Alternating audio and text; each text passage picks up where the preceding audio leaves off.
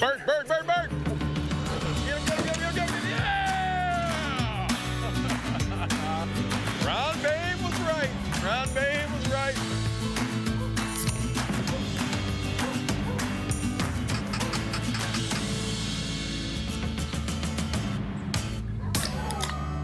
I'm feeling spry.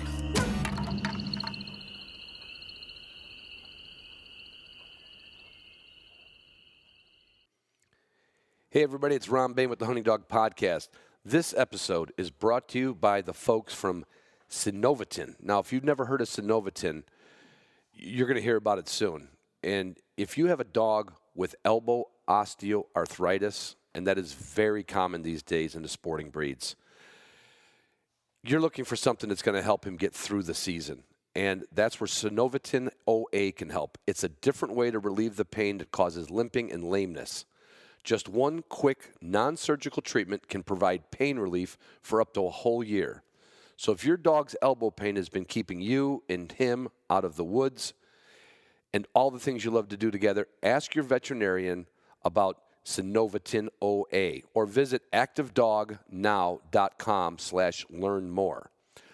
This procedure can only be performed by licensed veterinarians at veterinary hospitals permitted to use internal radiation therapy. On rare occasions, discomfort in the treated elbow has been seen in dogs that can last up to 72 hours after treatment. Short-term home care instructions must be followed after treatment to minimize extended close contact, such as co-sleeping. To review the full veterinary prescribing information, visit activedognow.com/cpinfo. And just so you know, co-sleeping means don't let him sleep in your bed if you get this done. Hey, everybody, it's Ron Bain with the Hunting Dog Podcast, and I am back in the saddle. Now, I'll be back on the road again Sunday, so you're going to get this on Saturday and blah, blah, blah. But at least it's a fresh one. Thank you. I had a great trip to Alaska. It was a trip I've made, I think I figured it out a dozen times now, mostly to work on a cabin, Danny Ranella's cabin, and we stay at the what they call the fish shack. That's the Ranella Bogan residence, right? Danny, Steve, and Matt all bought this place with another friend named Dan, and from Anchorage. And the place is a work in progress. So even when you got a fishing trip up there, like I did, and a bear hunting trip, like I did, there is nothing but work. And then the tide's out 300 yards, and you got to schlep all your stuff down to the canoe, and the canoe to the boat. Anyway, I'm sure you're all going, yeah, Ron, I'd like to see it. I quit whining about it. Well, at my age, I'm telling you what, carrying dimensional lumber up hills, you know, so to speak, like 2x8 hemlock that we're using to repair the dock. And speaking of the dock, okay, the float plane pulls in. These guys, since the last time I was there was before COVID, they got an old used dock from a neighbor around the bay. Somebody towed it. You know, it's basically picture two big telephone poles laying down with a bunch of boards across it to create a little floating dock. And, you know, it's kind of chained in place so it doesn't go away with the tide. And it probably stretches out there 100 and some feet. So on a lot of tides, you can still keep the canoe in the water or the boat in the water. And it's certainly convenient, but it was an old dock. Let me tell you how old it was. So I get off the float plane, passing stuff to my son-in-law and to Danny, and we're just starting to unload, and we're down to about the last thing. So I grab a 50-pound bag of rock salt, which we use for our bait, you know, when we're going out for fish. They keep the bait in rock salt, something I've never done here, obviously, because I don't do that kind of fishing. But to keep it in rock salt, and it keeps the bait stiff and fresh. So anyway, I got a 50-pound bag of rock salt on my shoulder, and I get about 10, 15 steps away from the plane, and the center board on this dock, this 3 boards across dock, did not look bad, but my leg went right through. I mean, right through. I don't know how in the hell I didn't break something. I don't know how I didn't dislocate something. I know I was bruised from my knee to my crotch. Very sore, very stiff, but it literally that bag of salt stayed on my shoulder because it wrapped over my shoulder, and it literally drove me down through the dock like a sledgehammer. And I'm calling for help, and Adam hears me. He drops what he's doing. He comes running up the dock, and they get me out. Yeah, I thought my trip was over before it started, but I'll tell you all about that on the next Zoom Room. Last night's Zoom Room was just a quickie. Well, not a quickie. It was 2 hours, but I had Al Harmeyer. He came in to judge a NAVDA test. They had me pick him up from the ferry in Muskegon, bring him up to the motel. I said, Al, guess what? You're going to be on a Zoom Room tonight. So the next Zoom Room I have, I will give you all the gory details of the fishing/hunting/work trip to catch, well, it's not catch can, Prince Wales Island, okay? So from there, my Patreon patrons know that they can come to Zoom Rooms and they can get discounts, and HDP patrons, that's the second tier, get Ron Unfiltered, which I will get another piece of the Matt Ranella interview loaded up here before I leave on Sunday for Virginia for those folks. And, yeah, everybody knows. You've heard it. If you're brand new to the show, listen to the last 4 or 5. You probably already did, and you'll get the whole thing of Patreon. Pike Gear, my title sponsor. The Tongass pants and top, I can tell you, were made for the Tongass National Forest in Alaska.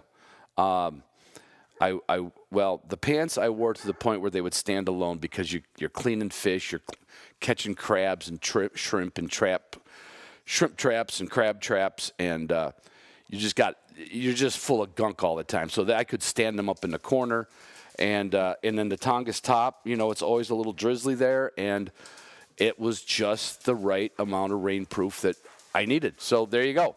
If you're going to the Tongass National Forest, go to Pike Gear and get the Tongass line. Well, that was interesting. I had to hit pause. My wife came in, knowing I was recording this, knowing I hate when I have to do extra takes, and she grabbed my money clip on the table, and she started peeling money out of my money clip. And she said I was supposed to leave her money before I went to Alaska. I'm like, well, yeah, but you got charge cards. Anyway, so on with the show. On with the show with today. Oh, that's an oldie. Onyx, know where you've been, set a pin, go to Onyx, join the Onyx Elite. In fact, this episode might as well be an Onyx episode. Not really. It's an Upland Institute episode. It's not an episode. It's a question and answer that was put out for the Onyx Elite members, and I am releasing that as a podcast because it is nothing but great stuff from Justin and me. I'm throwing in a few jabs here and there, and Ben throws in a few jabs.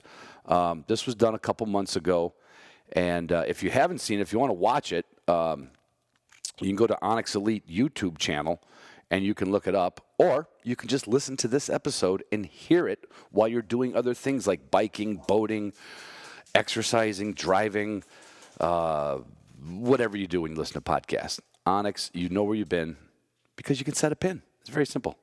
Weatherby sent me a rifle for this hunt. They sent me a 6.5 Weatherby, and Adam was a little worried that was not enough gun for a bear. Well, his bear, when he hit his bear, it rolled over, and it didn't play dead. It literally rolled over, and it was dead. So we had the Weatherby 6.5. All scoped up. We were ready to go. And obviously I didn't bring a shotgun. There was nothing to shoot with a shotgun. There was some geese, however. I'm going to look this up. There was a subspecies of Canada goose up there, and they roost in the pine trees of the rainforest. Like every morning, they're sitting above the cabin, honking. Almost sounds identical to our Canada geese. Anyway, I thought that was interesting. And if I had Boss shot shells, and if it was goose season, I would have dropped them out of the top of these hemlock trees. I guarantee you, it would have reached out, touched them, crushed them, and dropped them, and we could have been having goose pastrami or something for dinner if we had our Boss shot shells. But we didn't. But you should. And the boss. They are the boss. They're kind of like Bruce Springsteen of the boss of the shotgun shell world. They just officially opened their new factory.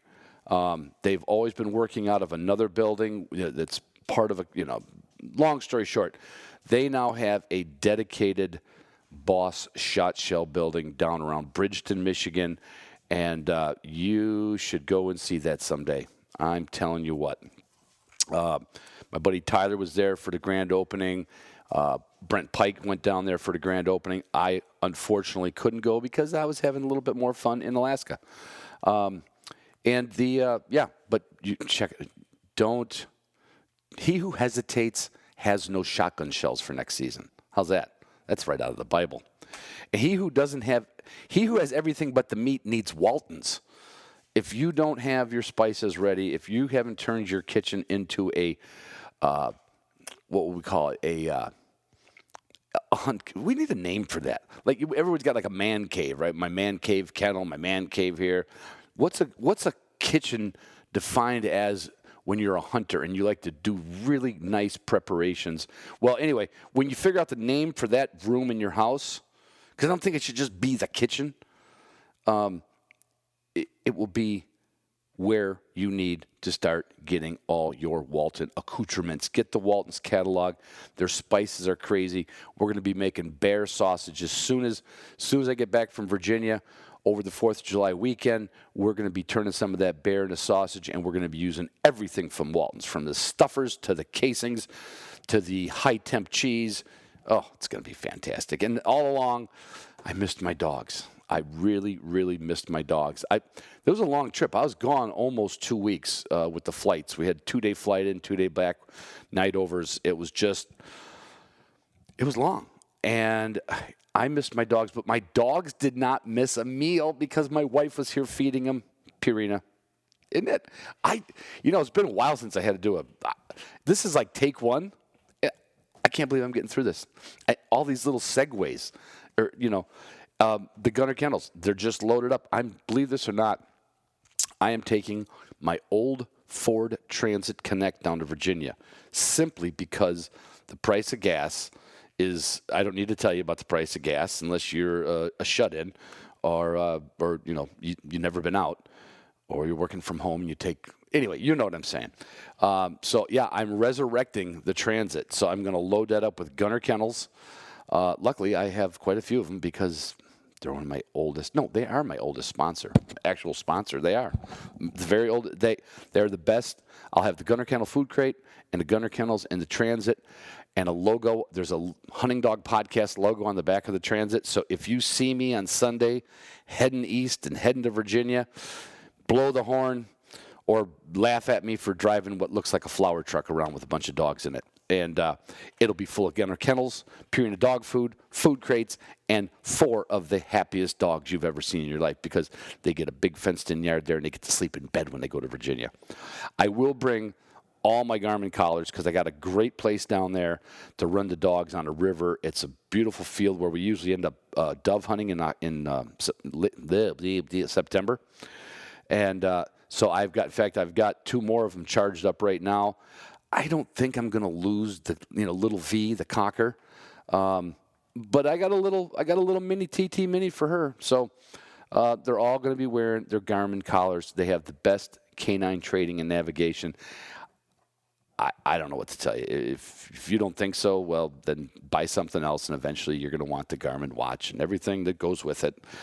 And then you're going to want, after you get all that stuff, you're going to say, what are you forgetting, Ron? Well, on this trip, I'm bringing my canine athlete because these dogs are starting to get conditioned. It's just that time of year. I wish I could condition them more when it was cooler outside, but then I don't feel like being outside. So I am going to double down.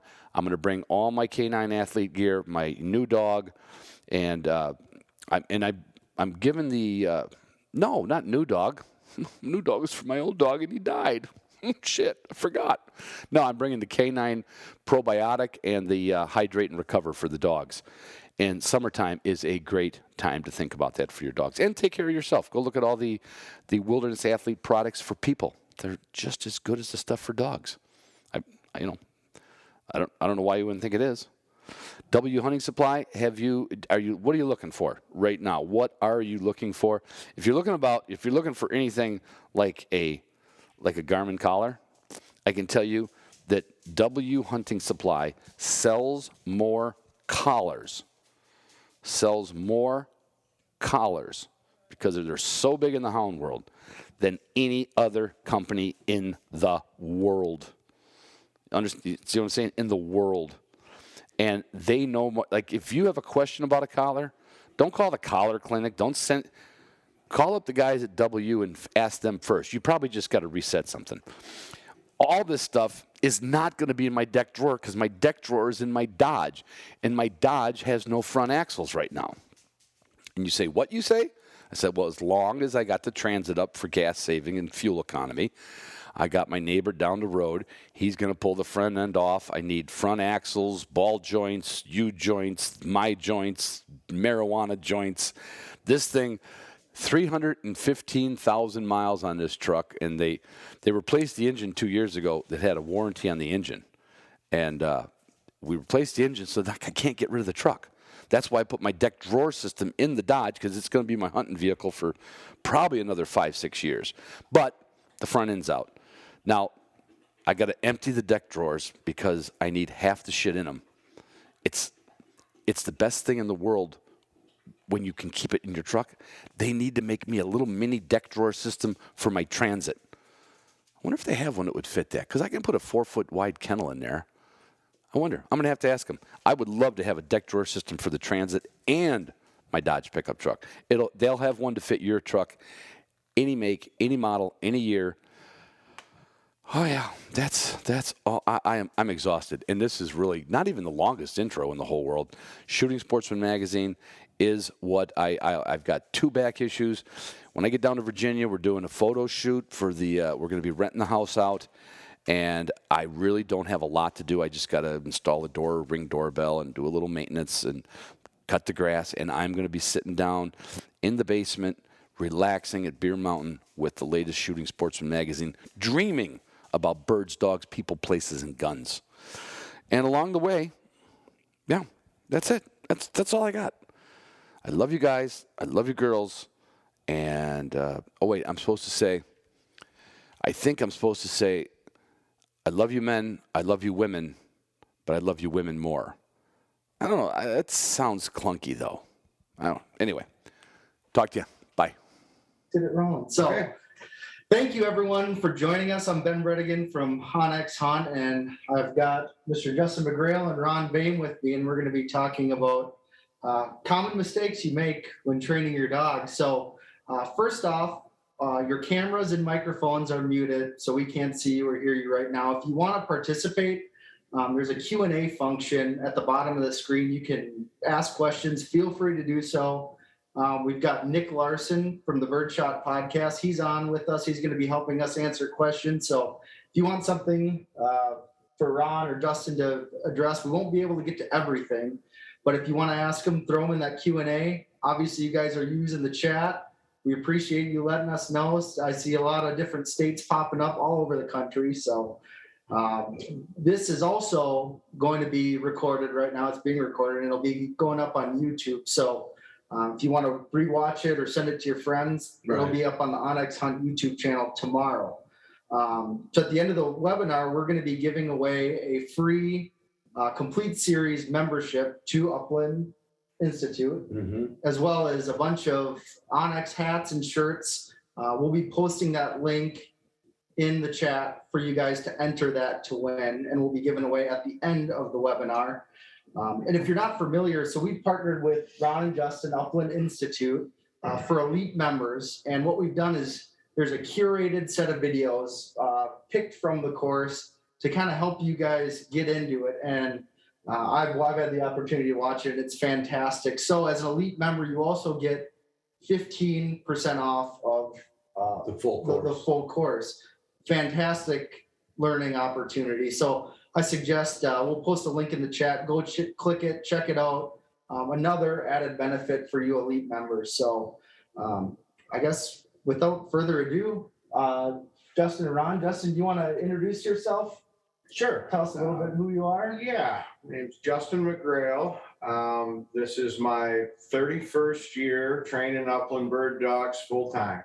I got my start while I was still in high school, apprenticing with a gun dog pro, and got the bug and was never able to kick it. So just so folks know, all of my experience and my work is in the upland dogs. So I don't do any waterfowl training professionally. I'm not a duck hunter. Upland hunting is all I do.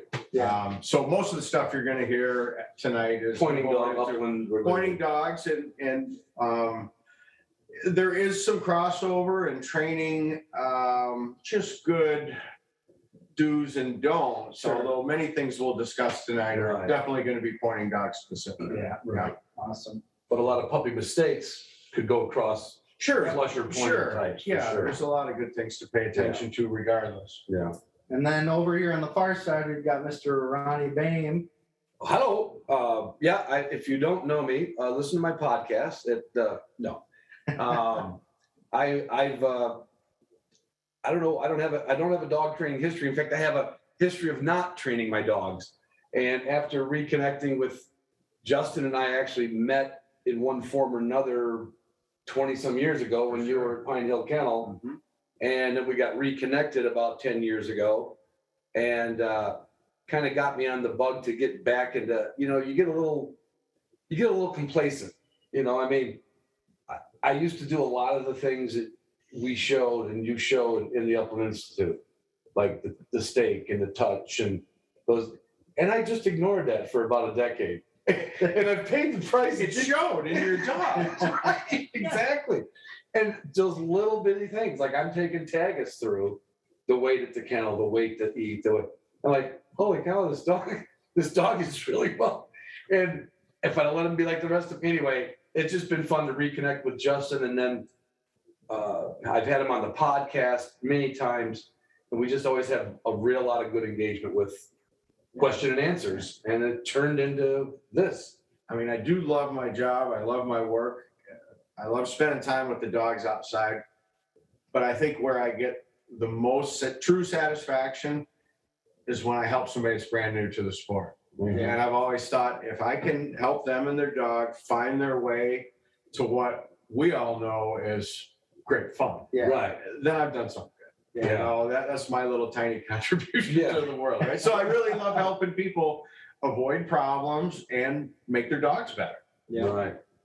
And with that, I mean, you've got kind of like a hit list of Yeah, I just it's the things not to do or try to avoid, right? I thought we'd start with some of the most common things I see that are best avoided when you're raising a dog for that first year. Yeah. Because that initial upbringing is what's setting the stage for the more advanced training that's to come, and it really impacts everything you do with your dog. And Right. it really starts from the time they're just little buggers. And so I guess we'll dive right into, I just made a little checklist here of the ones I see the most of, starting with the youngest puppies. So you're talking 8 weeks old. You're just bringing Yeah, them home in to- this 8 to 16 weeks old. So, Okay. so in there. One is going too light on the socialization. Now, everybody preaches socialization. Well, some people I don't think really understand what is that? Yeah, what does it mean? What does that mean? I let my kid play with my dog. I heard that's good socialization. Right. Yes, it is. Yeah. But that is not the only thing. So to really grasp what the importance of socialization is, we want to acclimate our new dog, this little puppy, to everything that's going to be part of its life. So that involves not only new Not just people, but places. environments. Yeah. They're going to be introduced to a crate and do crate training. Car rides are a big one. Yeah.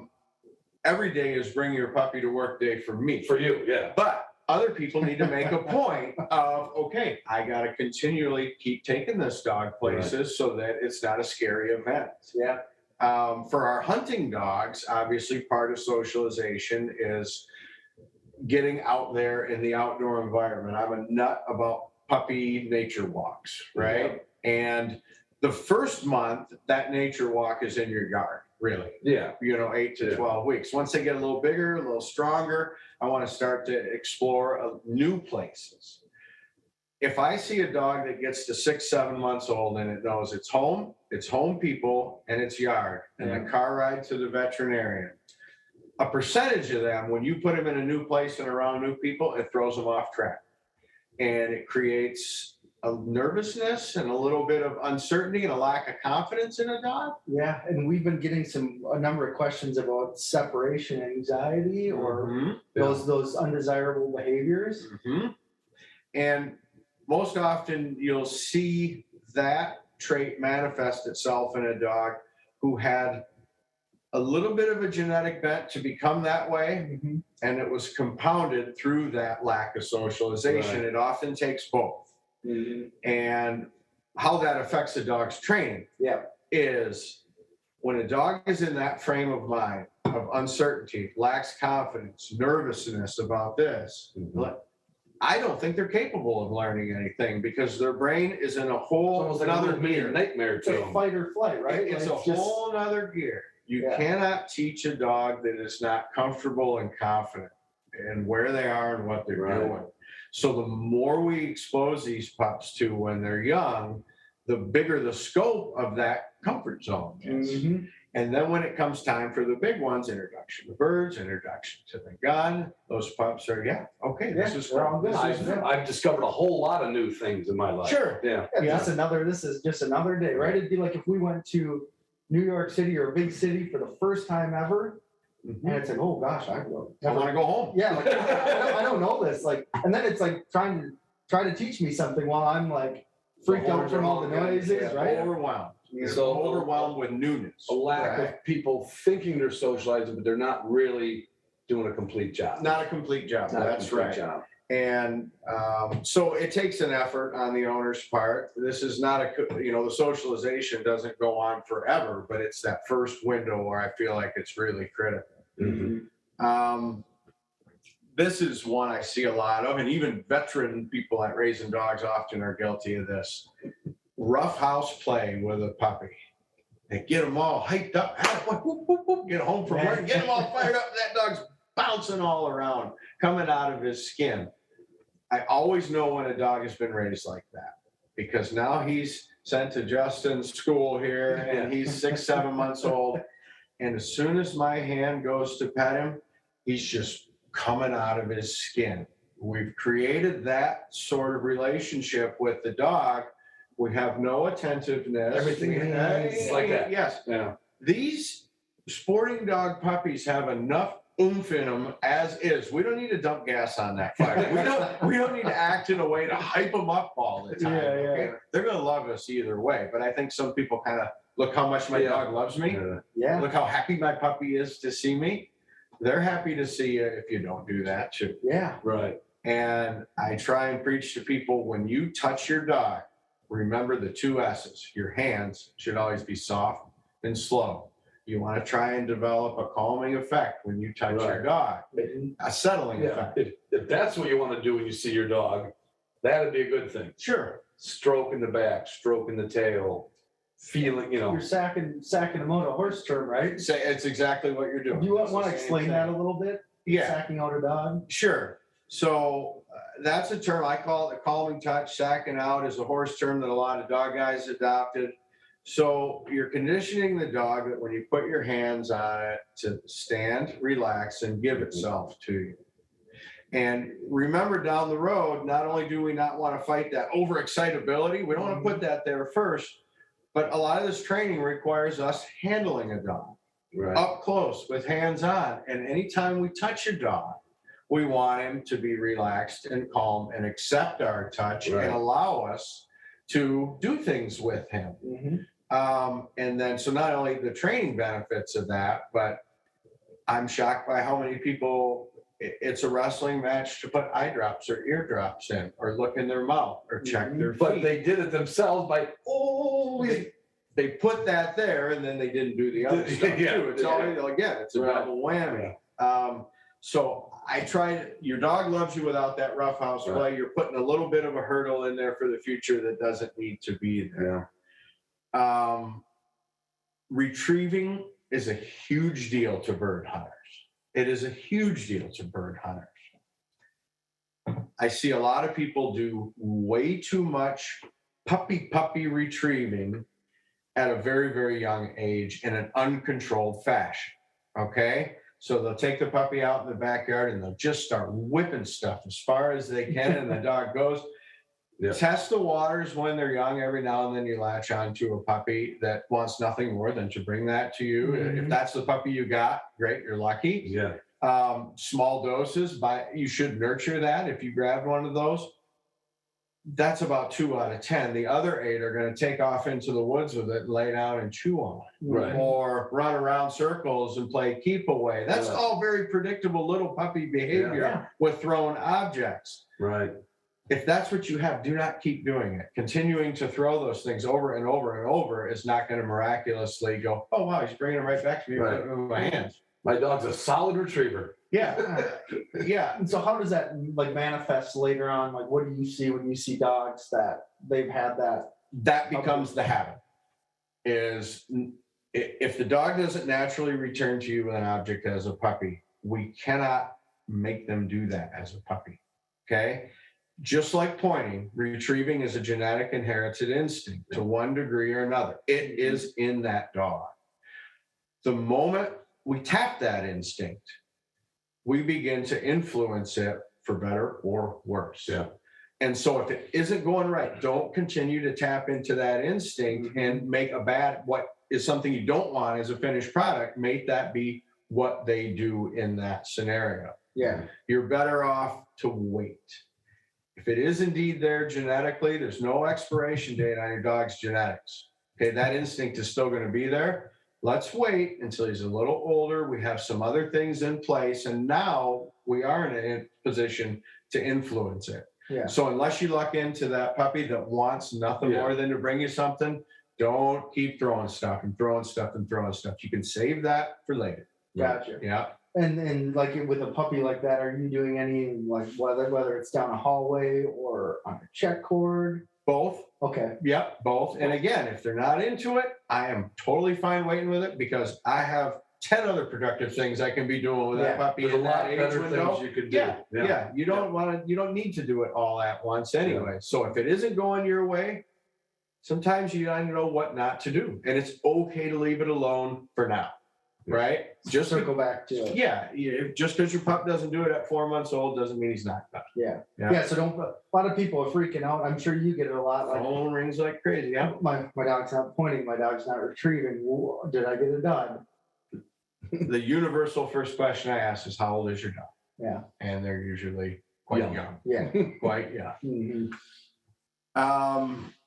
This one is, I think it starts as puppies. It has a little bit of a tie to socialization, but also some early command training.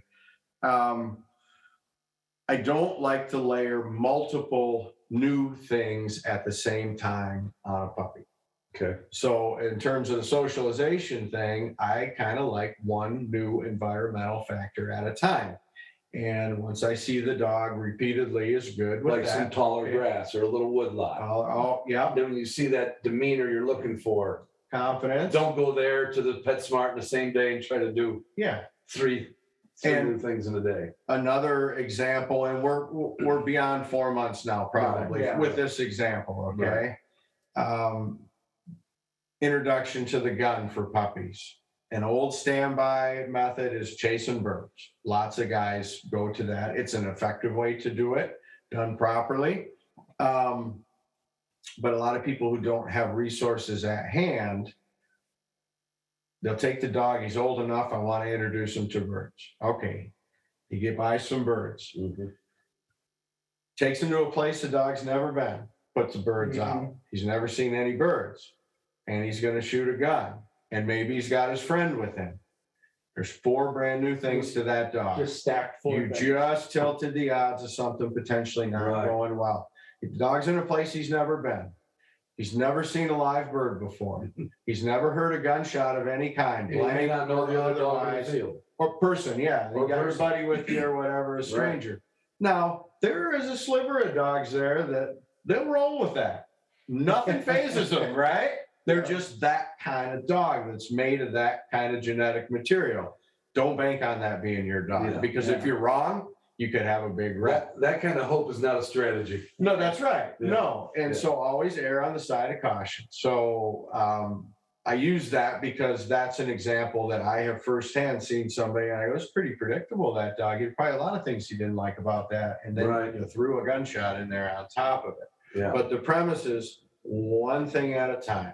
Not a bunch of multiple new things on a puppy. Yeah, so like with that example, so for example, you go out to that field that you were going to work birds in. This is a spot you can do it. You have access to. You'd socialize, let the dog just, okay, I know this area. 10, 12 fun runs, no birds. Yep. Different routes through the place. But he's been there before. Yep. So when you pull in there, the dog, I know where I am, and this place is cool. Yeah. I like coming here. And then, whether you do your foundation intro to birds, Mm-hmm.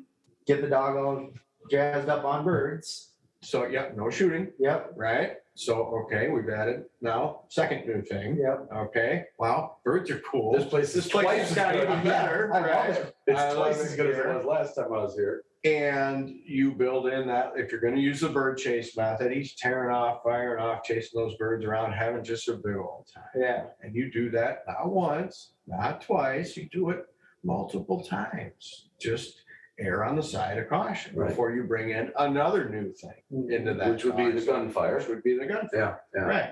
Right. And of course, and I don't want people to just go out there and start blasting 12 gauges. There's a process and a method to doing this. Yeah. Gradually, distance, there's a lot of information available out there. But And we were talking a little bit yesterday when we were at your kennel, and this is one thing I took home with the point we're talking about now is this doesn't stop when it's a puppy. Like this is important for the whole rest of the training process. Yeah. To not stack so many things on top of each other. sure, Right? Teaching them almost anything. it's a fundamental way that dogs learn. Now, because a percentage of people come to me and it is their very first dog, not just their first bird dog, their first dog. And they're trying to understand how to teach this animal. This is not a human. So I try and grasp the ways to explain things that register with people that have no dog experience. So when you teach a kid to read a word, you don't put words in front of them and then when they butcher the pronunciation, smack them on the back of the head. Okay. You didn't go to Catholic school, did you? Well, I sure can. So, no. Okay. So to read this word, what do you need to know? You need to learn the letters of the alphabet first. Boom, boom, boom, boom, boom, boom, boom, to be able to recognize them and know them by name. Now, what do you need to learn next? What sounds do those all make? Okay, you gotta learn that. And then when we put these two together, it makes this sound. When we put these two together, it makes this sound. Yeah. Okay, now we can take those that we've linked together, taught individually, put them together to make short, simple, basic words that, he understands how to read that now. But if you try and teach a kid to read that word without that before, it's exactly what I see people trying to do with their dogs. Yeah. They're trying to teach something, but they have not dissected it into its smallest individual components first, and then link those skills together. A dog needs to be able to do what we're asking them to do. And if they don't understand that, that's usually our fault. Yeah. So we got to go, you always have to go backwards, which is why that initial puppy work is so important. Yeah. Everything builds on something else. You can always, it's no skin off your back to take one step back. And if the dog's not comprehending, okay, I'll take a step back. Yeah. And then move forward. And you need to be able to pinpoint why. Where is the glitch here? Right. And I don't care if it takes you one night to sleep on it and think about it, or 10 days to think about it. What's important is you figure it out. Yeah. This isn't a race. Yeah. And I always preach, I have a 3-year goal. That's what you should have. You should know what you want to have in a dog at 3. And when they achieve any benchmarks, that's really irrelevant to me anyways. Yeah. You don't get bonus points. You're just building for 3 years. You're just building towards a great finished product. That's our goal. Right. And, on that note about teaching dogs command words, okay, young dogs. So we're starting to dive into foundation commands, and might be a good place to also point out that, this whole bird dog thing is commands, but also developing instinct, right? What these dogs do is not all mechanics and directed by us. We need to build and develop their hunting skills, the use of their nose, their bird sense, their mind. They need to become little predators, right? Yeah. But then we need the control commands to mold and shape that work to be beneficial to us and to be an enjoyable hunting companion. So you're always doing both, and then down the road they come together. But when you're teaching a command, I hear so many dogs mislabeled stubborn. And I always tell people, give me an example. And they'll give me an example. That's not stubborn. That's just partially trained. That's very predictable. Partially trained. Yes. Yeah. So like, what's an example? Like, Okay, my dog knows here. When I call him, he knows to come to me because he will come to his owner around the house. He will come to his owner in the yard when there's nothing going on. Yeah. Okay. And then they're in a little more of a real world situation where there is Away from home, different sight pictures. Yeah. a distraction or something that is tempting and just, simply more attracted to the dog than turning around and coming to you. Right. Yeah. Okay. Well, that dog is not stubborn. That's very, I could have told you he wasn't going to listen to you. And I don't even know your dog. Okay. But that's because a person didn't understand that you're not done when your dog shows that first comprehension of what that word means. So I try and explain it as this is a 3-part process. You teach it, and then you train it, and then you have to proof it. And you're not done until you complete all 3 of those steps. That's a good way to view any and all command response And training. it would start right in their backyard. It would look like that in their backyard, but then they have to proof it by going other places and doing it under different circumstances. And Yeah, these dogs do not come to this world with a handbook of definition of terms. Okay, so the step 1 is to teach them what these words mean. Step 1. Step 2, when you train that command, is where through consistent reinforcement, putting yourself in a position to follow through every time they hear that word. That's when we communicate to the dog, and this is the training, that this is not optional. This is something you need to do every time you hear this word. Right. And that's through controlling that environment, hands-on checkboard work. And then once we see that dog is doing it, he's doing it. Now we need to intentionally seek out things that are going to cause the dog. that's the proofing it Right. part of it. So you think about what are the situations that the dog is likely to blow this command off. Identify those. Anytime you can identify why a dog blew you off, okay, now I know I need to train for that. Yeah. And you begin to purposely seek that out. Yeah. Right. Mhm. And I do a lot of evaluations for people with dogs, and I love it. Most of them haven't seen many birds yet in their life, and they get into a bird, point, move, whatever. Dog's tearing after the bird, and the guy goes, "You want me to call him back? I go, give you a box of shells if you can." Yeah. And, but they just don't know. Right. They just don't know. Yeah. What you don't do, well, I'm just going to keep calling. I'm going to stand here and keep So you've just calling, named. keep calling, right? Yeah. He is hearing you, and he is learning. And what he's learning, this is optional. The optional. This is optional. Yeah. So you need to develop that awareness I call it protecting your training. I think we talked about this a little bit yesterday. When you're in the process of training dogs, you always need to protect your training. And that means knowing when this is a losing battle. He is not going to listen to me. Yeah. Either don't give it at all. If you're tempted to try it at once and you see absolutely nothing, this is not the place and the time to throw the respect you have earned right out the window. Right. And you brought up a good point yesterday too, is just because you raise your voice. Yeah. People will repeat the command in gradually increasing increments of volume, as though on time 27, when I really am screaming, the dog's going to, okay. Yeah. No, don't wash out your training with that kind of handling. It just go, okay, I can't enforce it right now, so I'm not going to give it. Back to get a Close the distance to the dog, do whatever you got to do to diffuse the situation, and now we know we're not there yet. Yeah. And then to that point, if a dog is running off, chasing a bird, And, I'm sure in front of you, they're probably a little frustrated. They're like, oh, dang, my dog's not doing well. And then they get mad, right? It could be a little bit of nervousness Yeah. on their part. Or it's like, you're not doing what you're supposed to do. I can't call them back. Like, the last thing you want to do is show emotion there, get mad. Yeah. Like, it's just like, when that dog come back, okay, Yeah. good dog. Well, usually evaluations are pretty young dogs. Yeah. And I don't expect to really see evidence of any training. I'm looking for potential and anything that could be problematic. I would worry if the dog was tearing off every word come. Well, okay, I'll come back to you. Those dogs should want those birds, right? Mhm. They should when they're pups. So that's totally normal stuff. It's not a stubborn dog. So the next thing on the list is when we are doing that work with the foundation command training, and you're putting your time in, and you're doing the repetitions, and your time is being applied effectively. A lot of people say, I don't have the time. It doesn't take much if you're doing it right for these dogs to learn things.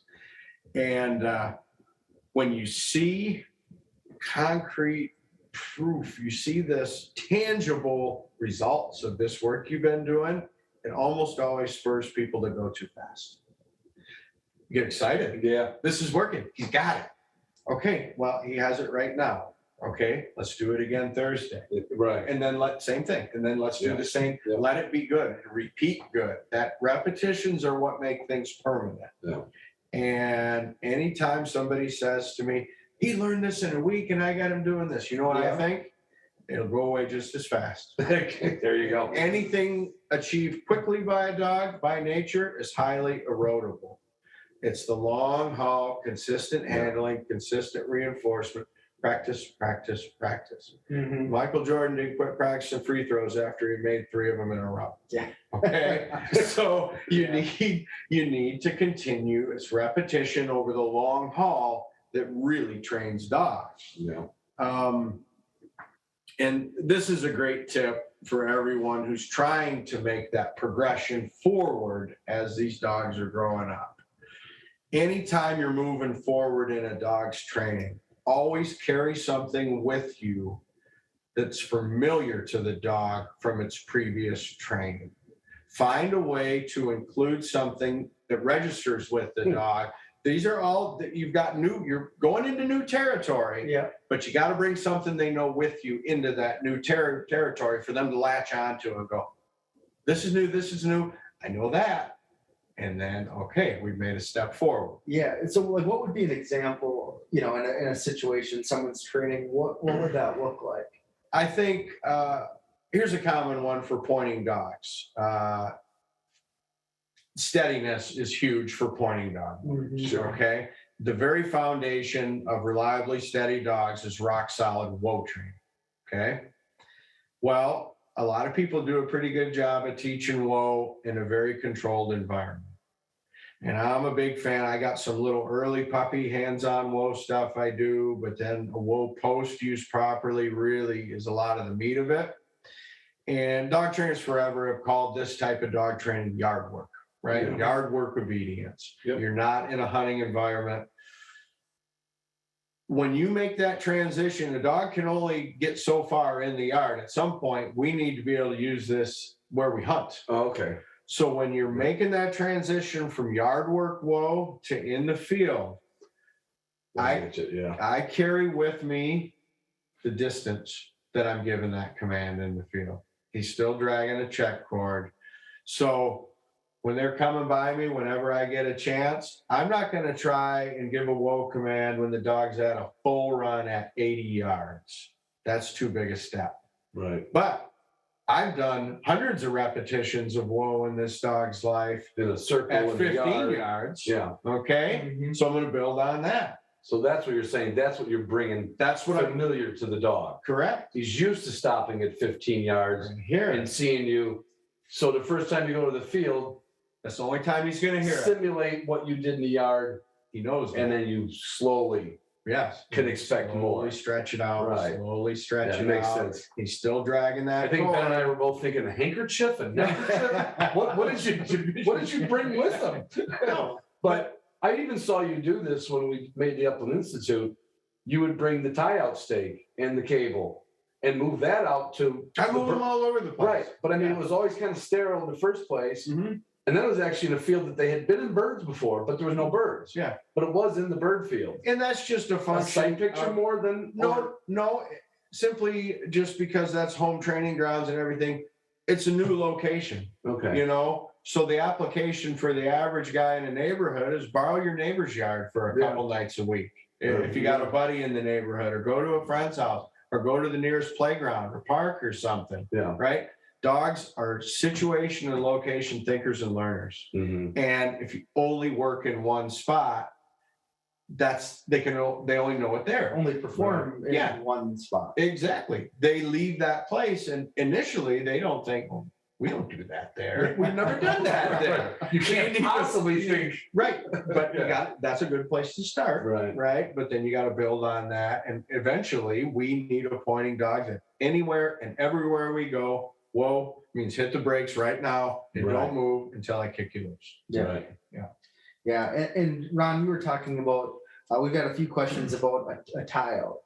Tie-out stake. Yeah. Yes. Yeah. And this is something that we talked about yesterday. Yeah, I'm yeah. Very passionate about, Yeah. and something that is kind of getting lost a little bit. I believe it is. So what, like, let's just start at square one. What for is it? a lot of people don't know what a tile stake is. Sure. Good sturdy stake in the ground, short length of chain or heavy duty coated cable or something, 24 to 36 inches. Good brass snaps with swivels on both ends, and you will clip your dog up to that. It's meant to restrain your dog. He can't go anywhere other than, and the stake swivels on the top, so he can go around and around like that. And then trainers, owners of multiple dogs, field trialers, people that have dogs in numbers will use multiple dog variations of that. I'm calling it a chain gang is the old Yeah. term for that. Right. And they make them in 3, 4, 5, 6, however many you want. Does the same thing. But if you just have one dog, just get a good sturdy single stake out. Mhm.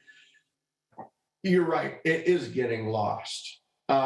It used to be 100% standard issue. Every single bird dog trained when they were starting My about first 4 two months. dogs, I did that, and I didn't get it from you or Jim. I just read it in a book. It was common. In all the old dog books, they tell you to do that. Right. Yeah. Well, it I hasn't. even poured a piece of concrete, put an eye bolt in there, so the next dog that came, I had this spot to do it in the shade. Yeah. That was where his first tie-out was going to be. Mm-hmm. And then, like I said, there was about a decade there. I was like, but how much those dogs were so much easier to just put the leash on, put the check cord on. Yeah, so many things actually build off what goes on there. So here's what's going on there.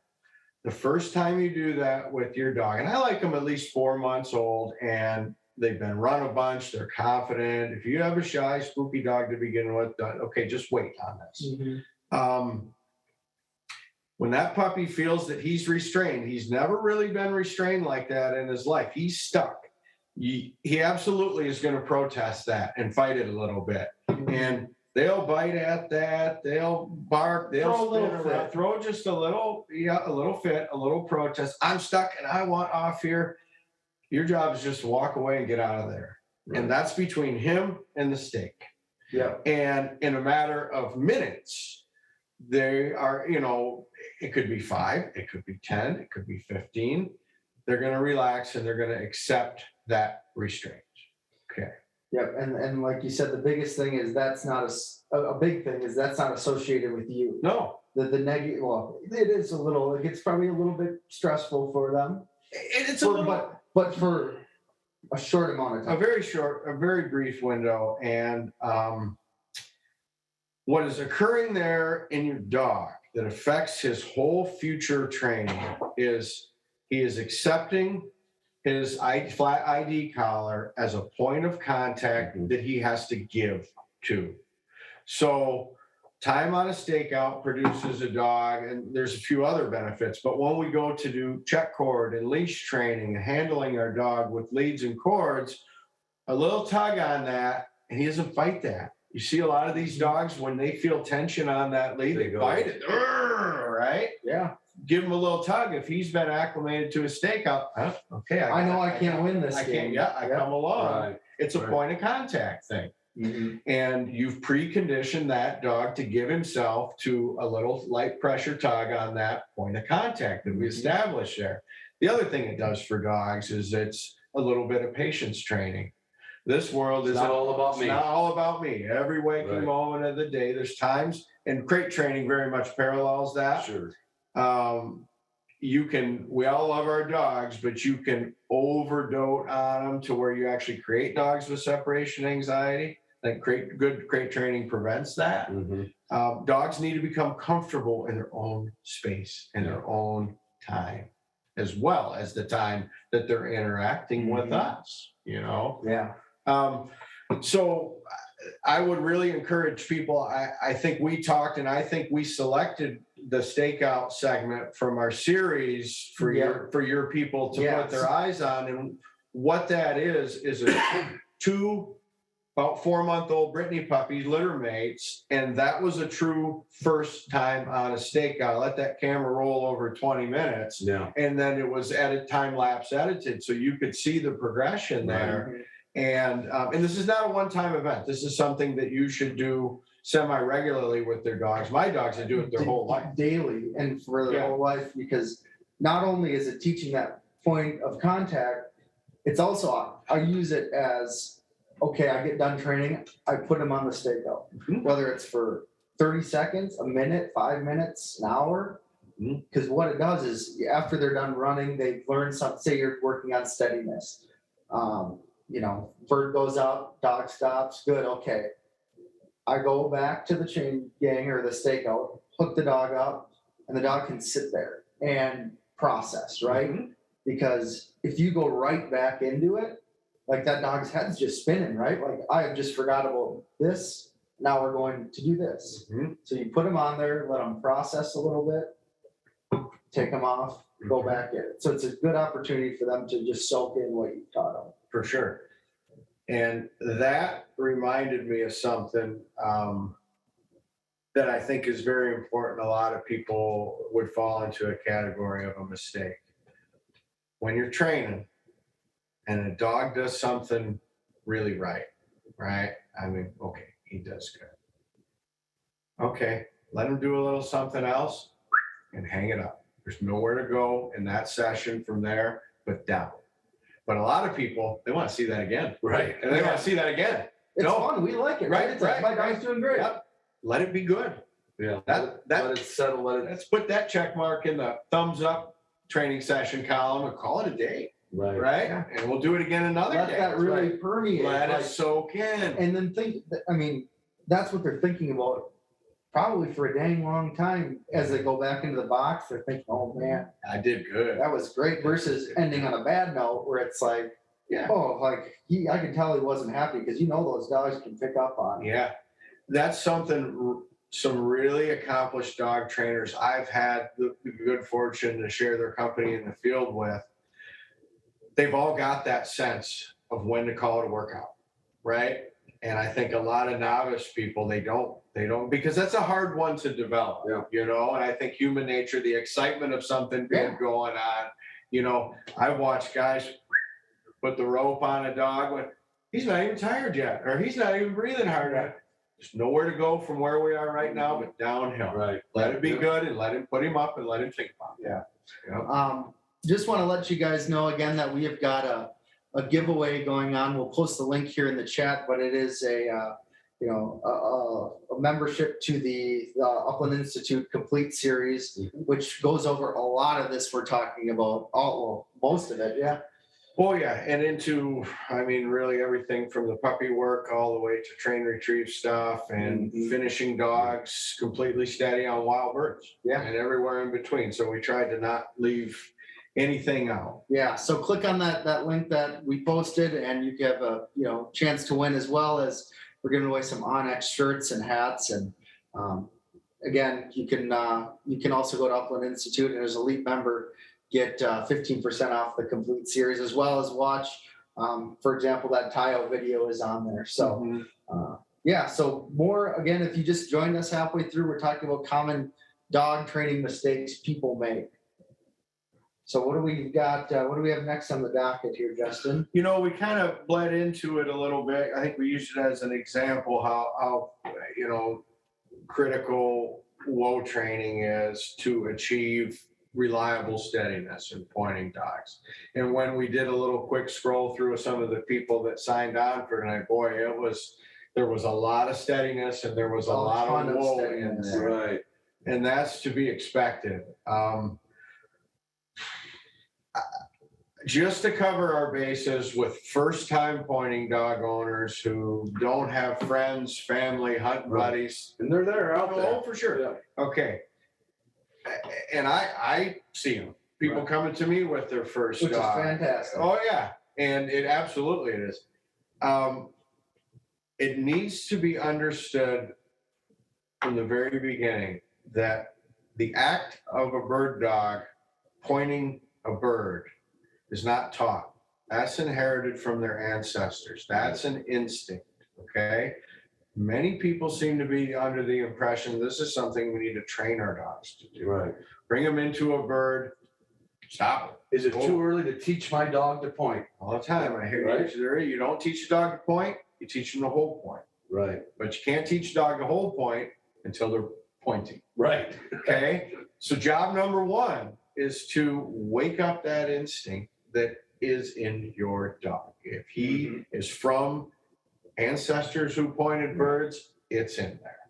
And it's very common for youngsters not to point initially. That's okay. I expect it. That's not a mistake that I try and prevent. Especially, through the foundation, you get them hyped up. Yeah, we Right, you want want them to be them to chase excited. birds. Yeah, let's get excited. You bet. You can't do anything wrong. This is what we're here for. Right. Okay. So whoa is an obedience command that we teach. The act of pointing is an instinct that we nurture and develop. Step one, get them point birds. Right. That introduction, good introduction to birds. So we've seen a lot of questions that, my dog doesn't point. It just wants to chase birds.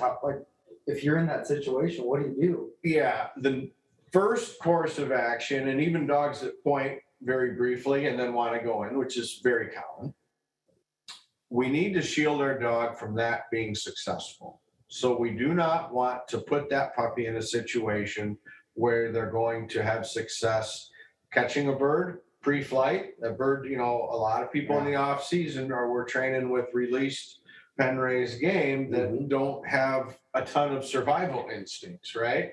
Some are better than others. Try and get the best ones you can. So you need to use those in a controlled fashion. If a dog that's not pointing has success catching those birds or is successful post-flush off a chase, there was something in it for him. That worked. I want to make not pointing or pointing briefly and then flushing. Okay, I'm glad you love him and everything, but it's imperative that he fails to get them. Yeah, catching a bird in that situation will only perpetuate it. You're taking steps back. It worked. Now, if you have a dog with strong pointing instincts and it happens once, it's never the end of the world. You do not want a steady diet of it, however. Your dog would be better off. So that kind of warps the natural progression of a pointing dog, because when they get into birds and they get in too close and up they go and I chase them and they're gone. And we go over a while. Here's another one, same thing. Next week, same thing. One of those days, you're going to see that dog, instead of running there when he smells them, he's going to slow down. And that's the first indicator that, okay, we're getting close to having a dog that points his birds. Okay. I've got a little small collection of old dog training books that go back into the 30s and 40s and 50s. And there's no question these dogs we have now have more point, I think, than some of the old ones, because they talk about them flushing and chasing birds for a long time before they they start to point them. But those guys were working on 100% wild birds pretty much. Some of those old timers were using pigeons. But so you need to make sure that there's no success in that. And the woe is kept completely separate. And to influence a dog's pointing, which by my way of thinking should be post first season, I think trying to steady a puppy is often an exercise in frustration for the Both the owner puppy and and the the owner, puppy yeah. and the dog, and you're likely to do more damage than good. Hunting, go out once you got him introduced to the gun, he's establishing some scent points.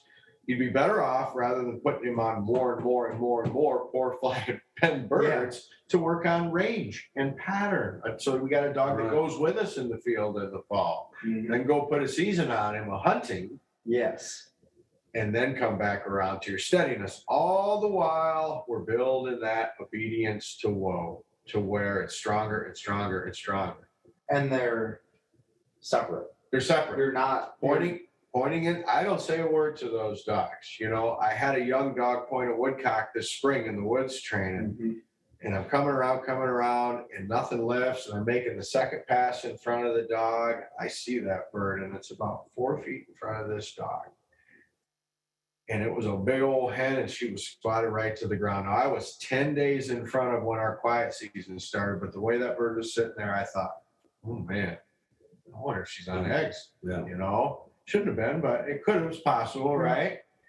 And my friend who was with me, he says, are you going to say whoa? I said, she knows whoa in the yard. She doesn't know whoa with a bird in her face, right? Yeah. So, no, I'm not going to say that, because what's going to happen? And thankfully, it was just a tight sitting bird. Yeah. Got out of there. So she knows whoa, but not in that situation. Not using it around birds. Right. Yeah. Not using Not it ready around for that birds. yet.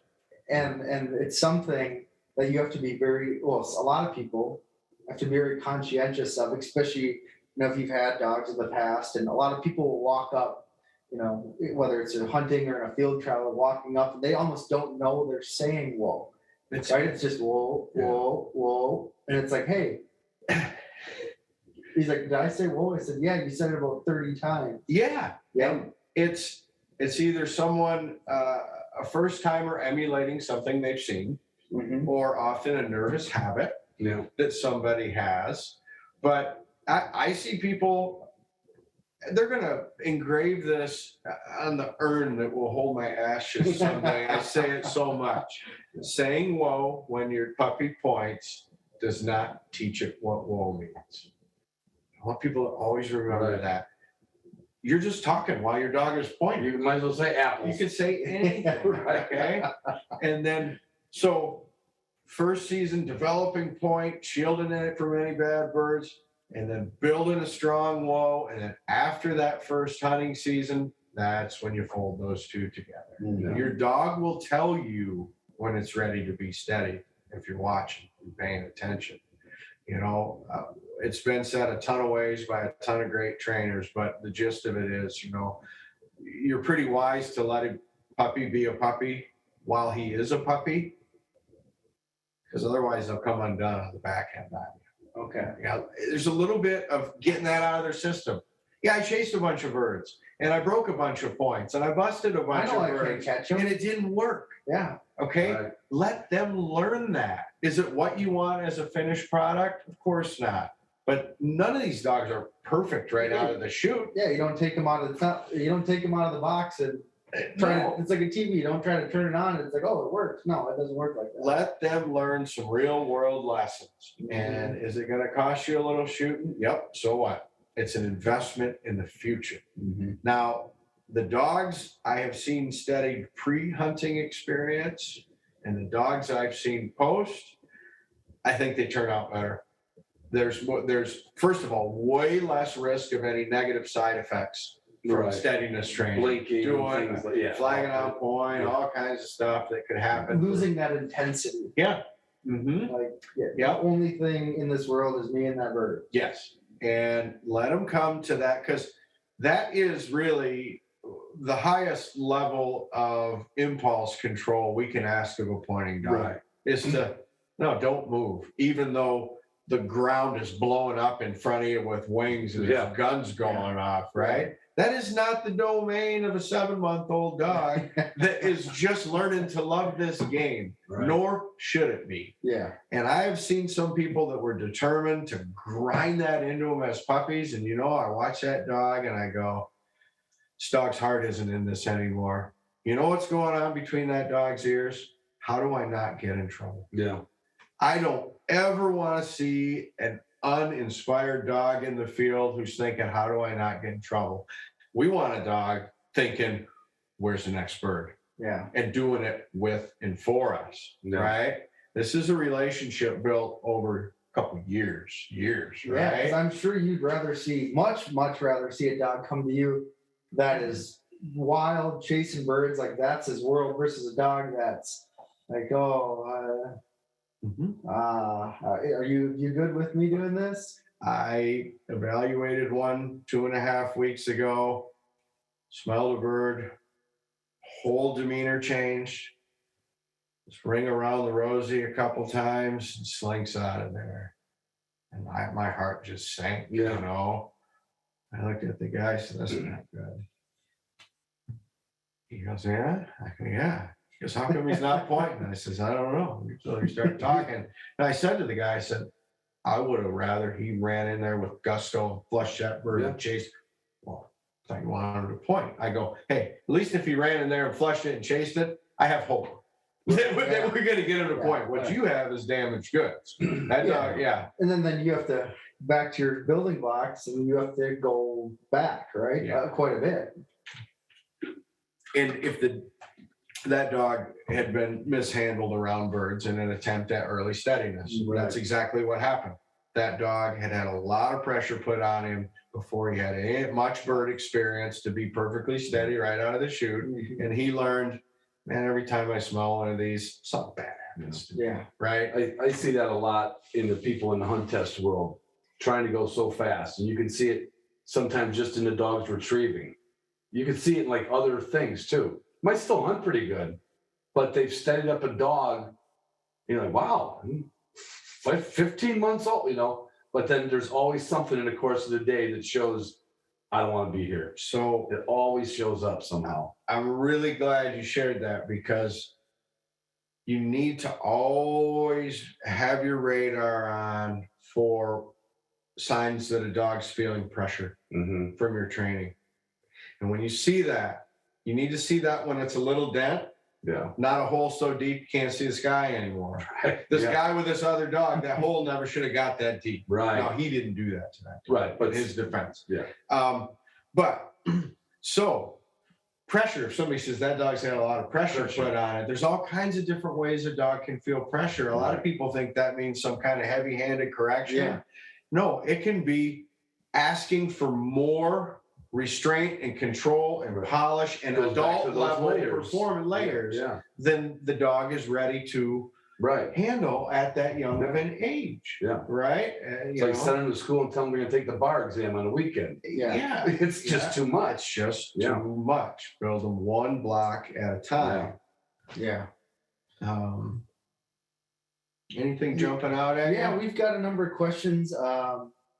Here we can start answering again. If you've got questions, please put them in the chat, and if we don't get to them here, we'll follow up and make sure that your questions get answered. So one question, and I know we talked about this before, but someone's saying, hey, I don't have access to birds. Yeah. What do I do? Mm-hmm.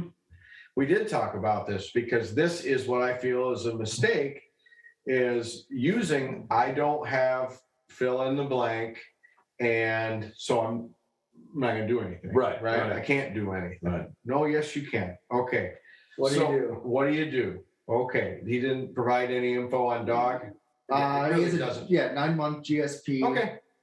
He did say he's going to start trapping birds, or trying to trap birds for training. Pigeon, so he must be trying to trap some pigeons or something. Exactly. Sure. Okay.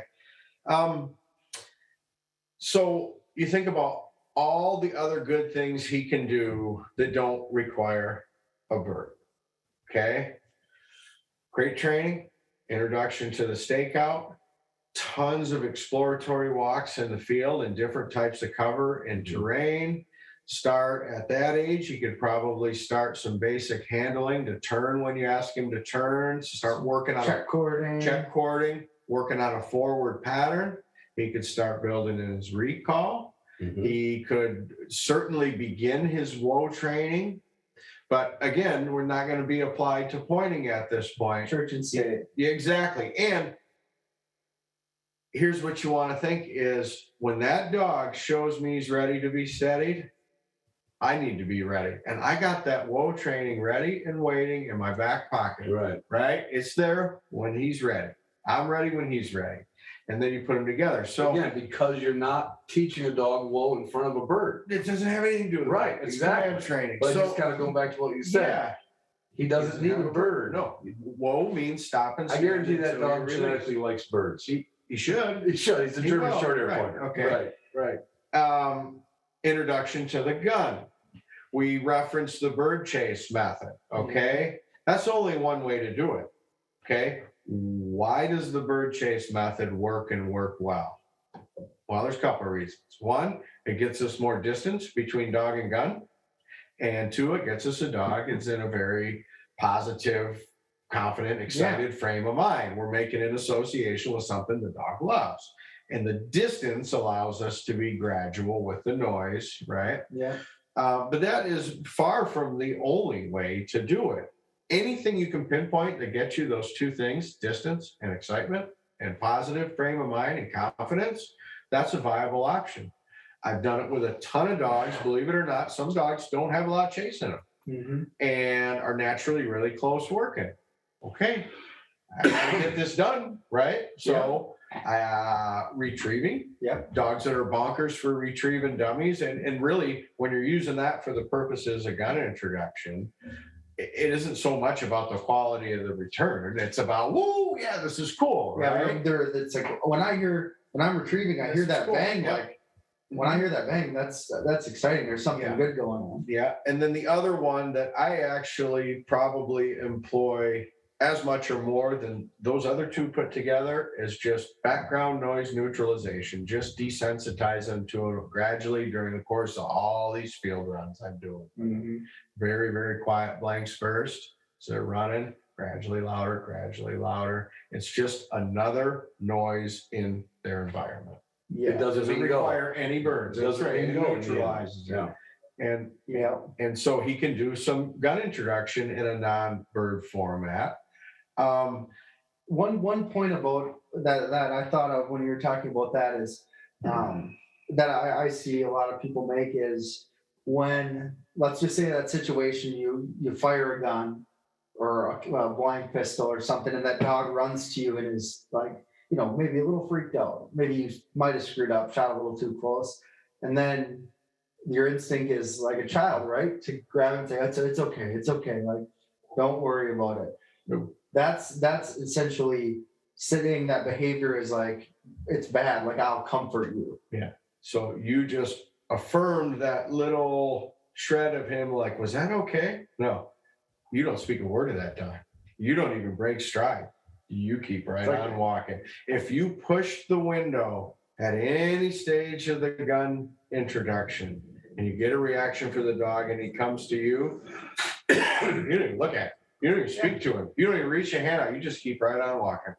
No, well, he's not bothered. No more shooting. Right. You should loosen back up, reassess.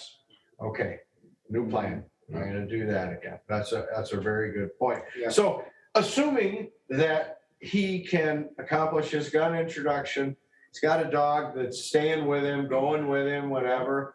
Since he bought a bird dog, I assume he's going to hunt somewhere that has birds, right? Yeah. Start taking him there 3-4 weeks before the season opens. And go look for, he didn't say where he lives, but wherever that is, whatever your hunting is going to be, check your laws on off hunting season training. But most states, you can go out with your dog minus gun. You usually still need to have a license to be legal. Check, every state's different. Yeah. And go looking for birds. Yeah. With no gun. You get up to a month or more, right? Yeah, it depends on the state, but sure. Most states you can get out there, get out in the morning when it's cool, and there's your bird introduction. He's going to find some sooner or later, right? Yeah. You don't need to build a bird pen in your backyard, which your wife will probably thank you for. Been there. Yeah, right. So the upside is he may not have any poor training birds, and if he can find him some wild birds and end of July, August, he's going to be better off. Could be. Right. You know how many times people will tell me they get a source of birds in the off season, and this is a puppy, right? Yeah.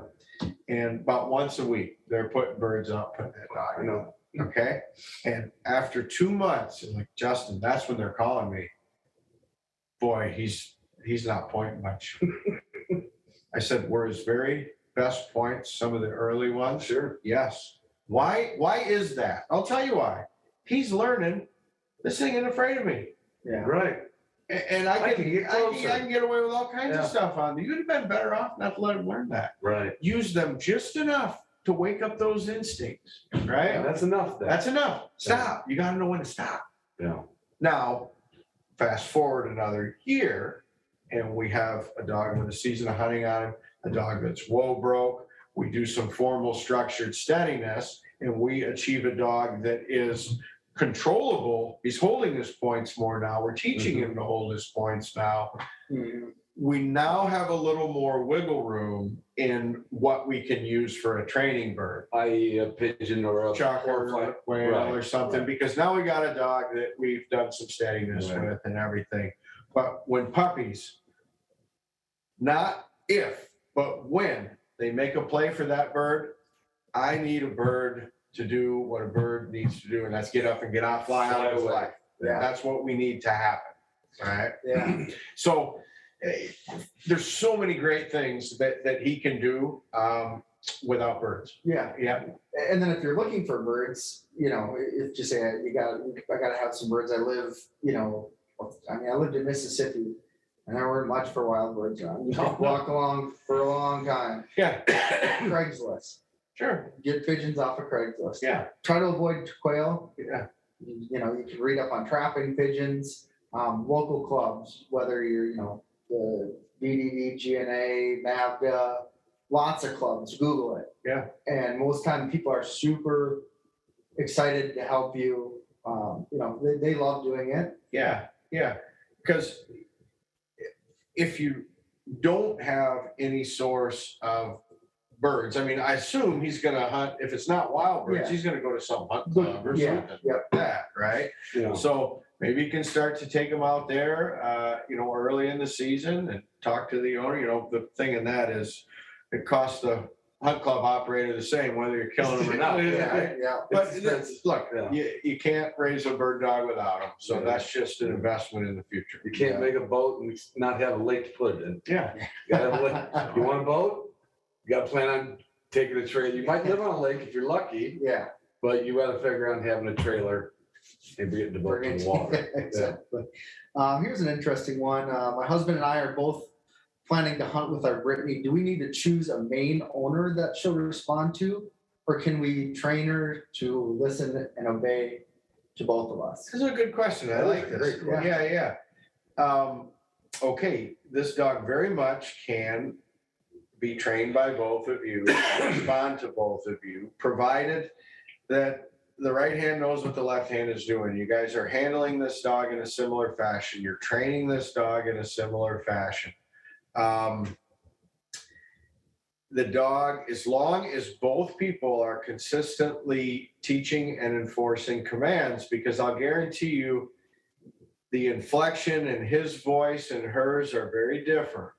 And dogs are masters at picking and choosing who they do and don't listen Just like to. kids, right? Right. It's like manipulation. But it's all almost. about who follows through. Yep. Right? And so as long as each of them are enforcing commands once they're taught and handling the dog in a similar fashion, dogs can very much have multiple handlers. The one thing I need to point out is before you turn that dog loose, you decide if you're together, only one of you is handling that dog at this time. That Do makes not switch back and forth during a set training session Yeah. or a hunt. Yeah. Whoever's handling that dog when you leave the truck is the person that handles it for the duration of that time. Yeah. Yeah. We've got a lot of gross questions. Good. Yeah, we're grouse hunters. So this question here is my GSP likes to overrun grouse, great on woodcocks. Any suggestions on helping him not overrun? Overrun. I'm guessing just maybe we were talking about this yesterday. I had a dog that put a lot of pressure on Sharpies because he was used to running on pheasants. And, your answer was spot on to that. Yeah. And that's the thing. A lot of people use similar terms to describe different things. So Right. overrun, to me, my vision when somebody says that is, this dog is running through the woods and all of a sudden you just hear it grouse, and it happens again. And then every now and then he's getting pointed Good out. on woodcock. Yeah. Woodcock are quite cooperative. They're a twitchy woodcock, but day in and day out, God made woodcock for pointing dogs. I mean, all pointing dogs, right? They're pretty cooperative. Rough grouse are not going to tolerate that kind of encroachment by a dog. So if this is a under 3-year-old dog, okay, it may be a matter of more experience. Yeah. Very well could be, especially if a season for him is not necessarily a lot of grouse contacts, depending on where he's hunting. Yeah. Right? If he's hunting in some area where there's not a lot of grouse density, he just hasn't racked up enough experience yet to figure them out and learn how to handle them.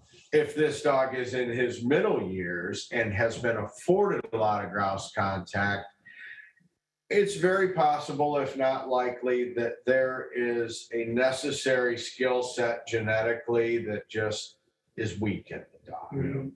And not every dog born to this world is made of the right stuff to be a dog that can consistently go out and find and handle rough grouse. Yeah. They're a tough bird for a dog that they are. Yeah, one of the toughest. And so don't feel bad. It doesn't mean you have less of a dog. It means you just didn't luck into that dog that had the right combination of skills. Here is one thing I should point out, though.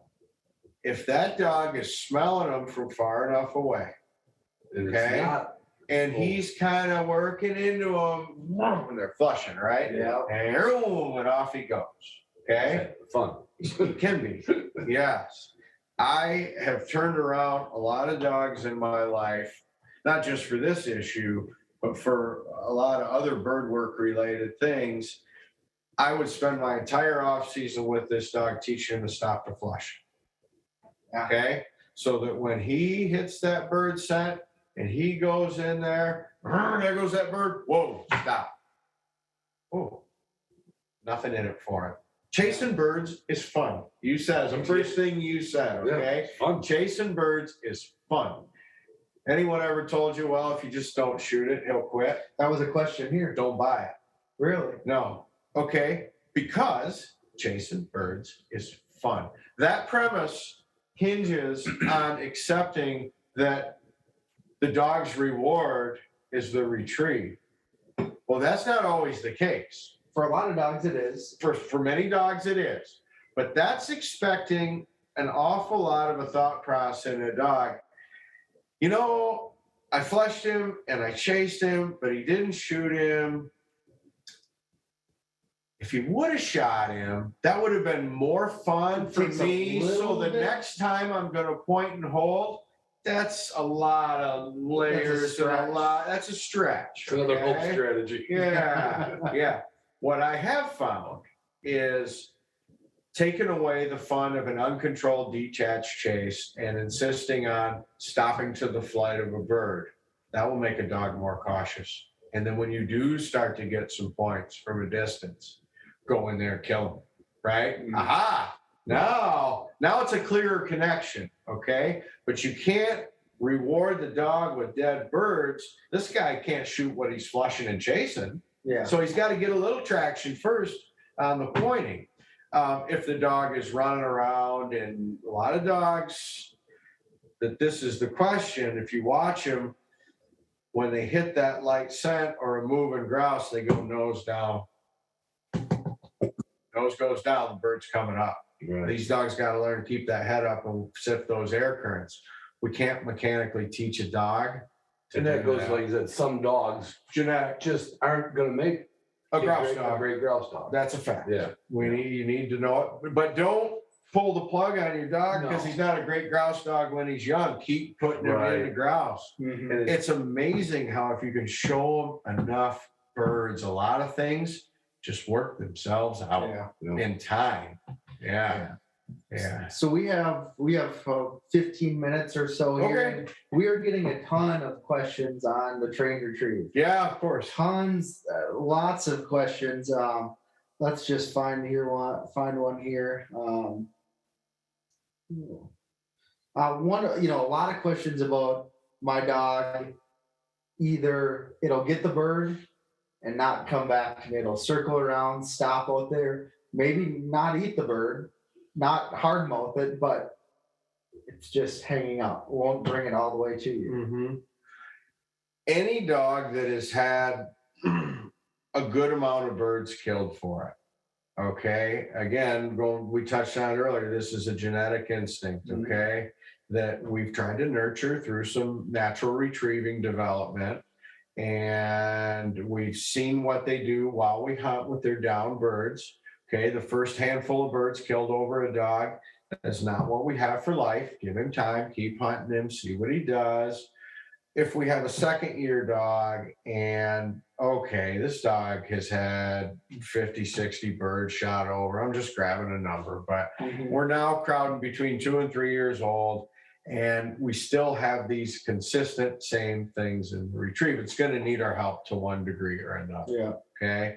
Now, the beginning to end process is far beyond the scope of a discussion to accurately tell someone this is how you fix this. Yeah. Okay. We could sit here for hours, And- days. And you also need Some illustrations. some Yeah. illustrations, Yeah, and so we some put- demonstrations, okay? But I will reference what we talked about early on about you got to learn the alphabet before you can learn to read, okay? Yeah. So for a dog that stops and drops partway back in, any kind of mouth manners, anything that is an incomplete retrieve, you got to go all the way back to the beginning and you got to start with basic hold of non-bird objects in a Yeah. controlled situation, progressing through hold and carry, different objects, moving into the field, still not shooting birds, right? You don't, everybody wants to go right to that.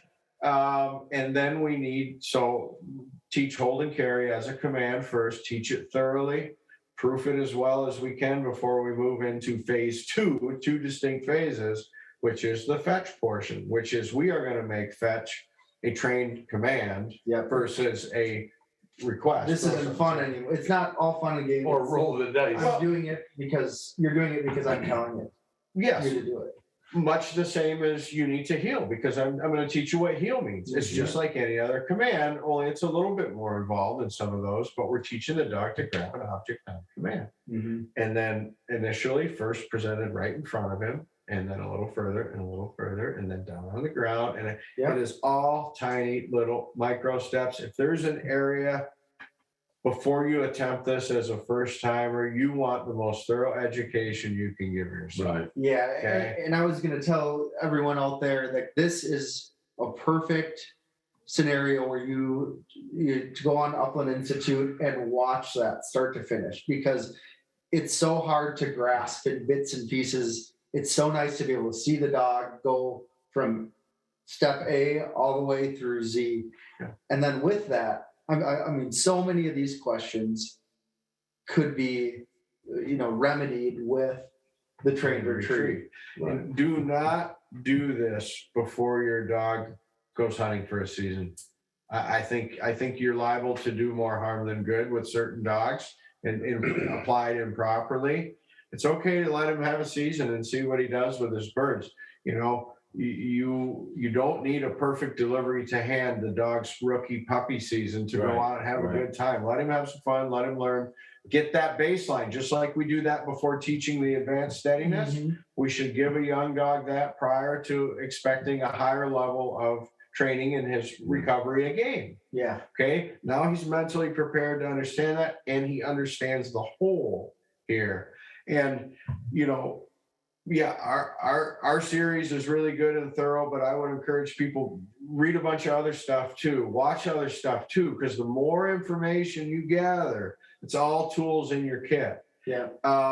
And it's also a thing, if you have a local pro who's good at that, I would like people to do this themselves because you're going to be a better dog trainer when you're done. And then, Right. you knowing how to like Reinforce it. that's the biggest thing because And then what- they get in the field and they do it, and then you're like, fetch, Yeah. fetch. Yeah. When maybe that's not Not the what, right but thing. you don't know what You to don't do. There they go. know. There they go, naming it again when it's not Yeah. you done. Yeah. Yeah.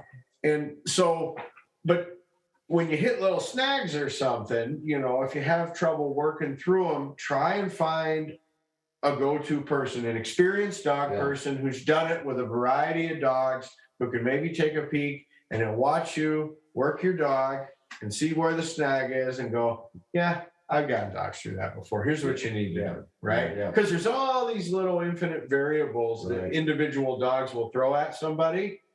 But the main thing is if you begin it at the beginning, go all the way through to the end, cover your bases, don't skip around, because if you start skipping steps to get to what's fun for you, Yeah. or get directly to where your problem is, you're leaving a weak link in the chain. Mhm. You said that a lot with the train retrieve. People start seeing new objects, and they think they're ready. He's got it. I want to go shoot birds. He's ready. It's He's the ready. last thing you do. I know. It's the last thing you do. And you can be 80% of the way through this, and your dog is not an 80% better retriever. Not yet. This is an all or nothing program. Right. Yeah. And it doesn't matter if it takes you 3 months or a year to take a dog through. I this. think that really, you say in the series, Justin, this is something you can come back to. All the time. Yeah. And you probably will have to. Yeah. Well, I mean, unless you have the time to go boom, boom, boom, boom, you're still going to have to maybe tweak it, or if you see something sloppy, figure out what you did wrong. But you mentioned that you could start on it, and if you had 3 weeks to start on it, you could go do something else, and you could come back to it. It's not You could take 2 months off right. and come back to it, and that dog is exactly where you left him. If it's at this point or this point or this point, He'll be exactly he's where right you there. left him. Yeah. The dog doesn't go backwards in that kind of training from no work. They Right. can only go backwards from bad work.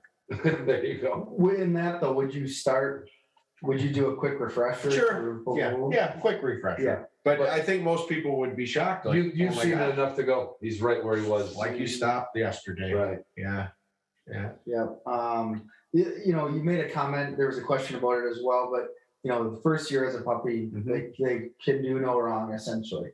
What about when it comes to eating birds? That's a tough one. And when I say they can kind of do no wrong, that's with like pointing and steadiness, Yeah. right? We still want a dog to learn to handle and all these things. Eating birds is a tough one. It's not one you see very often. Yeah. Here's been my experience with it. If you correct it, you're running the risk of the dog. It needs to be done with some care, because you're running the risk of the dog. Okay, a down bird is bad if you go over the top with the correction. You're definitely going to want some way, like dragging a light cord, try and do it. I've always called it puppy hard mouth, and I've seen some youngsters, the very first handful of birds you kill over them, they turn into a little coyote on you. Chop, chop, chop, chop, chop. Oh my gosh. I got one of these, right? It's this limp, fresh killed birds. Warm, nice. Yeah. And you know what a lot of times the answer is? Just keep killing birds. Just keep killing birds. And then they start ratcheting down mentally a little bit because it's another dead bird. I had some of these last week and last month and the year before that. A lot of dogs will grow right out of that. Mm-hmm. I can sympathize with the guy who sent that in, because if you've been hunting hard all day and you finally just scratch down a big old rough grouse or something, and your dog eats it, none of us are going to be a real happy camper with that, right? Yeah. But you got to use some caution. If it persists, then the trained retrieve is really the only solution. Yeah. It's really rare though. But it does happen. That is a true bad luck of the draw if it's in those genes and stays. Yeah. If it stays. Yeah. Yeah. But I'm gonna tell you probably 9 out of 10 of them quit. Yeah. Yeah. I bet you that dog's fairly young. Yeah. If he's 2, I can get on the train to retrieve pronto. Yeah. Yeah. Another theme I'm starting to see in here is, in terms of search pattern and developing that search pattern. For example, here, she gets really excited. Well, that's maybe a little bit different. She gets excited when there's birds in the field, quarters out a little bit too far. We've got another question here that is, he's making hot laps or running in straight lines. Yeah. I'm a pattern nut. I don't like dogs hunting at all points of the compass and then coming back and finding it, taking a flyer over here and doing that. Yeah. So that actually begins on those puppy walks. That's where you're putting your seed for pattern. Pups learn to go with you there if you walk them right. Nice steady walk, making turns, Our initial check cord work to teach a dog to turn, okay? That's going to be our tool to influence both the dog's range and pattern. We need to be able to turn them. A very common bad handling habit to try and influence a dog's range or pattern is to try and lean on your recall, okay? It's a natural response for a lot of people. The dog's too far away, come back to me. What does that create? Dogs go, yo-yo. I don't want that, okay? I want recall to mean stop hunting and come all the way into me and park it until I kick you loose again. So to influence the dog's range and pattern, we need a turn signal so we can have a little steering wheel on it. And now those long straight line casts, we can turn them, okay? It's going this way, we can turn them. Somebody wants to try and keep a dog closer, you need to be able to break those long casts off. If we got the dog doing hot laps, you got to be able to turn them reliably, right? Use your body language. I teach them to turn on one little toot of the whistle. You can use a verbal call, whatever, but you need a cue to turn that dog. Yeah, and for people that don't know, explain like 30,000 foot view on what check cording is. Sure. 20, 25 foot, buy one that's made for dog training. That's got a good stiff core in it. Don't go to the most neighborhood hardware stores. It's going to be far too limp, right? Yeah. Buy a good check cord. All of the major dog supply companies carry them. It's a long lead, right? And in the front end, you're going to be hands-on working that dog, teaching that turn signal. Yeah, so you're essentially wanting that dog to go make it S pattern, and you're doing that. You're flipping the check cord over. You are, and I'm less concerned at that front end stage on how the pattern looks. I'm more concerned with his direction of travel is this way. There's my cue. Boom, I got to turn. I'm not worried about this perfect pattern. Yeah. It's more imprinting in the dog that that's a cue. I got to change my direction. Okay. And then as the dog masters that, okay, that's where we're going to overlay the e-collar for some collar conditioning properly done. I saw a bunch of collar questions in there. There's no way we can address all those, but in a nutshell, collar conditioning is teaching a dog how to respond to a collar stimulus. So for this case, it's learned on check cord. Command is learned to turn. Once it's learned and learned well, we're going to overlay the low-level stim on the collar on. As soon as he turns, off. Pressure on, pressure on. Again, just model enough that he can feel it. It was during filming. Ron was watching. I was collar conditioning some dogs. I don't even remember what for. He goes, we're just teaching them a new language. Yeah, it's like 3 languages. And I go, that's exactly what it is. Yeah. Please remember, true collar conditioning, you're using the collar as a training tool. It's a stimulus. We condition. It's all real low-level stuff. But a lot of people are hesitant for that step because they've seen collars misused in the field. Mm-hmm. It is not a last resort correction tool, right? Yeah. And when you push that button, there's no like bolt of lightning or anything. I have very often with my customers, I said, look, I'll put it on my hand. I go, right there. That's what I'm using on your dog, right? Yeah. Many times in the collar conditioning, and we had to include in our series a little light that showed when the collar was on and when it was off, because you're not going to see any big reaction from the dogs. Right. Just enough so they can feel it, okay? Collar condition that dog to bend them in that turn. Now I can pattern the dog. Yeah. Now I can pattern. right? When I can bend him, all right. And I tell people, this is a moving invisible fence. Mhm. And I'm home plate. First and third base lines are a little bit wider for a bird dog. And Play ball. Let's play ball, right? Yeah. Now, we don't want to go a dog's entire life, toot, go here, toot, go there. No. This is temporary. And when you teach that, consistently handle a dog in that fashion, you watch him, boy, you're just getting ready to call on him to turn or use your whistle signal or whatever.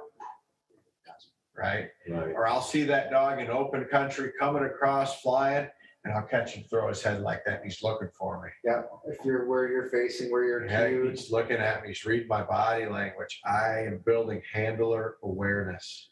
And to me, when you can stroll along and not say boo, and that dog just lays out there in front of you, going at it, trying with all his Right. heart to find a bird, and you start turning, and he sees that, and he swings around in front of you. That's just beautiful, right? But they're not all born patterned like that. No. We need to help them Yeah. get there. So just through the turn signal, the ability to turn your dog is your number one tool to influence range of pattern. I'm just looking at all these questions, and so many of it go to one of the first points you brought up about breaking it down and just taking a step back, using it in building blocks. Yeah. So, if you've got a question, if you're training and maybe you don't have a resource, just stop, take a step back, think like, okay, what components go into this? Yes. And then take a couple steps back and start there. Yeah. A lot of these questions can be broken down into that. And does that component itself sometimes, okay, we break it into these two, and then this one gets broken into it. There's a couple Yeah. components that go into that one. Just like what we were talking Yeah. about with hold Yeah, and failure to recall. sure. Do you have two problems at play? For a dog dropping the bird Yep. or mouthing it, and then the dog coming. Not coming to you. Two Right. separate things. Yep. So you gotta address both of them separately. Yep. And then link them together. Yeah. Well, we've reached time here. Again, I appreciate both of you guys. Yeah. On. This was I could do this all night. fantastic. I love And, talking dogs. yeah, and we'll have to do it again soon I because hope so. Yeah. this is something that we could sit and probably talk about for hours and Yeah. hours. Again, make sure you guys go and click on that link to enter the giveaway for the complete series, Upland Institute, as well as some Onyx gear. I can't tell you how much I appreciate you guys. I've learned a lot of stuff just sitting here tonight, so we hope you did too. And if you have any questions, you guys are on Instagram. Yeah. Well, that's a loaded question. I think- Ron's daughter's on Instagram. Yeah, I have a network of help. But anyway, if you do have a question or you think you're ready for it, you have a question about it, we have a contact page on the Upland Institute. Yeah. And just tell me what your concern, your question is. Give us your numbers. We'll call you. We'll write you. If you think this is something that's right for you, we'll be glad to really get in a little depth with you too. For sure. And, I would say you can't get that when you buy a book. You can't call the author. You can't always get Justin around the phone, but you can reach us. Yeah, for sure. I do Yeah. my best. Yeah. Well, again, we appreciate it. And for all of you that sat and listened and did some learning, thank you as well, and have a good evening. Synovitin OA. Synovitin OA.